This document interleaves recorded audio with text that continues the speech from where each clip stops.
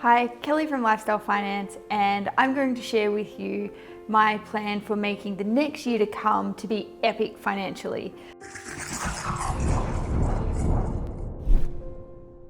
The first thing before I plan anything new, I always sort of like to take stock of where I'm at. And this came up in one of the masterminds that I was in, and they asked, how do we feel about going into 2022? And I felt in for a moment and I was like, oh, there's a little bit of dread there. And I was like, why am I feeling dread about this coming year? And then when I felt into it and I realized I was actually feeling more of the, well, 2020 was COVID, 2021 was more of the same, what's 2022 going to bring?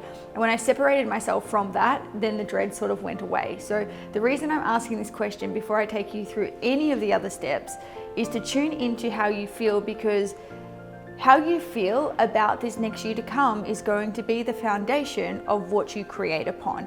And if that feeling isn't attuned to abundance, play, expansion, growth, then potentially what could happen, you could find yourself having some kind of funky manifestations, because essentially if your emotional energy is what you create with, and if you've got emotional energy partly here tied up in dread like I did, and then you go to create the next year, it's going to make for a bit of a wonky experience.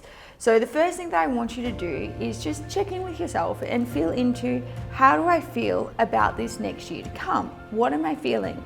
And if it's anything less than excitement, play, fun, adventure, joy, then I want you to sit with it and ask yourself why, and dig a little bit deeper and find out what's going on underneath it, and then do whatever you need to do to have that shift into feeling that positive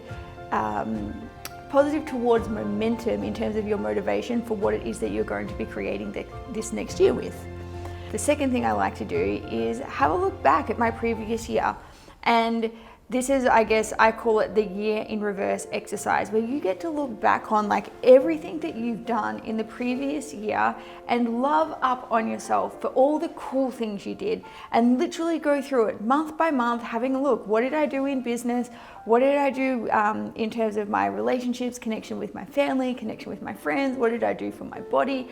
And each month just literally love up on all over yourself for how far you've come, because I promise you, when you look back and you see how much growth there has been in a year, and you look back with that kind of intention, you'll feel really inspired to create with. And because often we just move so fast in life, we forget to look back and see how far we've come, because we're always so focused on where it is that we're going.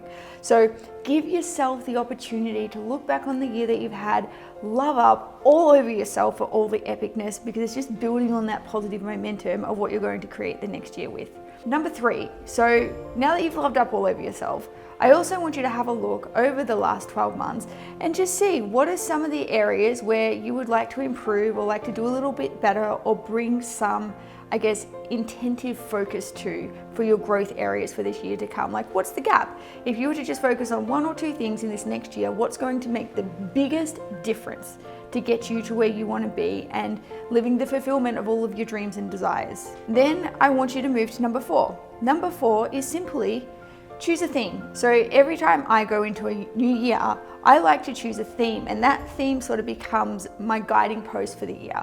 So for this year, I'm choosing grace and abundance. And being that we're living in a world of so much rapid change, and we're not quite sure what's going to be around the corner, if we bring intentions like grace or flexibility, they kind of allow us to have this, I guess, movement within the themes of our year. So what would you like your theme to be? You could have growth, you could have courage, you could have being seen, you could have grace, like you could have peace, you could have presence. Whatever it is that you would like, put that down so you've got a guiding post that you're always calibrating to as you move into the next year to set the theme. Now, I will give you like a pre-warning, some of these themes do come with, I guess, spiritual fine print. Like you might say growth, and then you'll find every area of your life in that year that you're moving into will give you all sorts of opportunity to experience that theme. So don't be flippant with this. Take a moment to actually feel into and ask yourself, what would I like the theme for the year to be? And for me, that's why I came up with grace and abundance. I'm curious, what's yours? Now that you've got your theme, we're going to move into number 5. So number 5 is where you go into the creative dream space. Like ultimately, what is it that you want to create for the next 12 months? Where do you want to be? Where's that goalpost? And map it out, and then like list in there, get detailed all the different experiences you want to have. Do you want to travel? Are there certain personal development courses you want to do? Are there certain business courses you want to do? Are there certain people that you want to work with? Family members or friends that you want to go and visit? Is there certain cooking classes you want to take? Like get creative, list it all in there, like literally brain dump everything that it is that you could possibly want to experience in the next 12 months. Get it on paper, because the way the unconscious mind works is there's something magical about when you take it from an idea perspective and you ground it into the physicality, like it gives the unconscious mind very clear directives, go and create this for me. And then once you've got everything mapped out, everything listed, including like moving locations, whatever it is, whatever excites you, then now we're going to get the calculator out and we're going to start looking at what's it going to cost me to do all of these things, and put some price tags next to things, because what this helps you do is calibrate financially to your next level of income, to your next level of business growth. And when you know financially where your benchmark is, again, it gives that unconscious mind clear directives of go create this for me.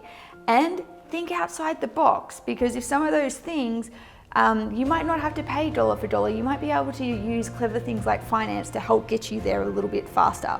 So have some fun, get creative, map it all out, get detailed, and get your calculator out, put a price next to things so you know what your income benchmark is for the next 12 months.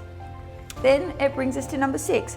So number 6 is, this is where we get to go and set it in the quantum. So remember that the way that your mind works, it doesn't understand the difference between what's real and what's created. All it knows is literally what is. So if you're constantly thinking about it, or if you're imagining it, to your mind, to your unconscious mind and your body, it is literally like it is happening now. So I want you to spend a moment, close your eyes, go out into the future, and literally see yourself and feel yourself, like full sensory experience yourself living each one of these experiences, meeting the people, having the experience, moving home, whatever it is, like fully feel it, have all of your senses light up, get involved with it, imagine it, and literally see it play out month by month.